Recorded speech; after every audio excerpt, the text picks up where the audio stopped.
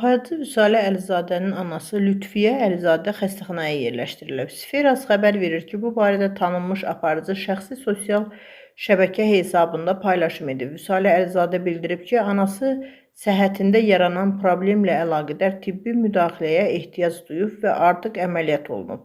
Aparıcı paylaşımında anasına olan sevgisini və bağlılığını duyğulu sözlərlə ifadə edib. O, "Sən mənim döyünən ürəyim, görən gözüm, gücüm, qüvvətimsən ana, tez sağal" sözlərini yazaraq Lütfiyə Əlizadəyə tezliklə şəfa diləyib. Qeyd edək ki, hazırda Lütfiyə Əlizadənin səhhəti ilə bağlı əlavə detallar açıqlanmayıb. Vüsalə Əlizadənin paylaşımı sosial şəbəkə istifadəçiləri tərəfindən böyük dəstək və xoş arzularla qarşılanıb. Bir çox tanınmış sima və izləyicilər şərh bölməsində anaya tezliklə sağalması üçün dualarını və xoş niyyətlərini çatdırıblar.